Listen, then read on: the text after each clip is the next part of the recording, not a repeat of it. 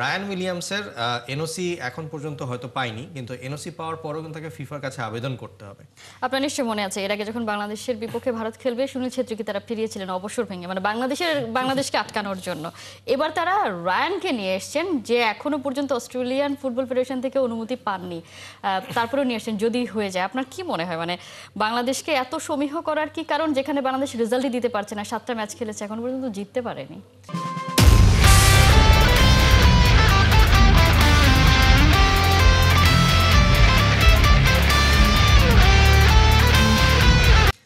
আমাদের কাছে আসলে ইন্ডিয়ার সাথে ম্যাচটা যেরকম অনেক বয়লিং একটা পয়েন্টে চলে যায়, ইন্ডিয়ার কাছেও কিন্তু এটা একটা বয়লিং পয়েন্টে চলে যায়, কারণ তারাও আসলে এটা মেনে নিতে পারে না যে আমরা বাংলাদেশের কাছে ম্যাচ হারছি।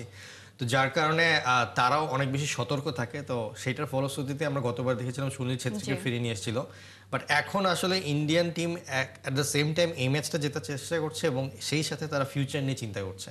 তার কারণ হচ্ছে এখন এএফসি এশিয়ান কাপে 2 টিমই বাদ পড়ে গেছে। তো এখন আসলে এক্সপিরিয়েন্স এর থেকে বেশি কোন কোন প্লেয়ারকে তারা নেক্সট সামনে আগে খেলাতে পারবে সেটা নিয়ে আর কি তারা চিন্তা করছে, যার কারণে তারা সুনীল ছেত্রীকে আনেনি, সেখানে রায়ান উইলিয়ামসকে আসলে অন্তর্ভুক্ত করেছে। কিন্তু রায়ান উইলিয়ামসের এনওসি এখন পর্যন্ত হয়তো পায়নি, কিন্তু এনওসি পাওয়ার পরও কিন্তু তাকে ফিফার কাছে আবেদন করতে হবে এবং সেই আবেদনের পরিপ্রেক্ষিতে সে আসলে খেলতে পারবে। এখন ইন্ডিয়ান টিমকে 23 জনের স্কোয়াড আজকে একটা ম্যাচের আগের যে মিটিং, সেই মিটিংয়ে আসলে সাবমিট করতে হয় এবং সেই মিটিংয়ে সাবমিট করার সময় আপনাকে ফুল পেপার ওয়ার্ক আর কি রেডি থাকতে হয়। যদি কোনো কারণে ম্যাচ কমিশনার একটা এক্সটেনশন দেয়, তাহলে হয়তো কালকে ম্যাচের ফাইনাল স্কোয়াড দেওয়ার আগ পর্যন্ত তার কাছে সুযোগ থাকবে।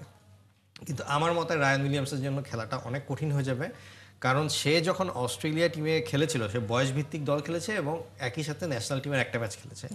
কিন্তু বয়স ভিত্তিক দলে সে আন্ডার-20 ওয়ার্ল্ড কাপের কয়েকটা ম্যাচ খেলেছিল, যেটা কিনা তার পারমিশন পাওয়ার জন্য একটা বিশাল অন্তরায় হয়ে দাঁড়াবে। সো এইটা এত কম সময়ের মধ্যে পারমিশনটা নেগোশিয়েট করে নিয়ে আসাটা আই থিঙ্ক ইন্ডিয়ার জন্য একটু টাফ হতে পারে। বাট তারপরও দেখা যাক, যদি খেলে তাহলে আমাদের জন্য একটা বড় থ্রেট, বাট যদি না খেলার সম্ভাবনাটাই বেশি, তো সেই ক্ষেত্রে আমাদের সম্ভাবনাটা আরো বেশি বেড়ে গেল। ইন্ডিয়া কতটা ডেসপারেট সেটা আসলে আপনার কথা শুনে বোঝা যাচ্ছে, মানে এখনো কাগজপত্র রেডি হয়নি, অনুমতিপত্র মেলেনি, কিন্তু তাকে নিয়ে আসছে এবং ভুটানের বিপক্ষে তো তারা খেলিয়েও দিয়েছে রায়ান উইলিয়ামসকে। ভুটানের বিপক্ষে এটা হচ্ছে ক্লোজ ডোর আনঅফিশিয়াল ফ্রেন্ডলি, তো সেখানে তারা খেলাতে পারে। আর আপনার লাস্ট মোমেন্টের কথা যদি বলি, তাহলে আপনার একটু স্মরণ করে দিতে চাই যে তারেক কাজী যখন প্রথম এসেছিল আফগানিস্তান ম্যাচে 3 দিন আগেও তার হাতে পারমিশনটা ছিল না, কিন্তু আমরা কিন্তু তারেক কাজীকে নিয়ে ট্রাভেল করেছিলাম। পরে লাস্ট 72 ঘন্টা আগে আমাদের কাছে আসলে পারমিশনটা এসে যায়, যার কারণে আমরা তারেক কাজী খেলাতে পারি। সো যে কোনো মুহূর্তে যদি পারমিশনটা চলে আসে, তখন কিন্তু আবার রায়ান উইলিয়ামস মাঠে নেমে যাবে, তো সেটার জন্য প্রিপেয়ার থাকতে হবে। ভালো বিপদ আছে।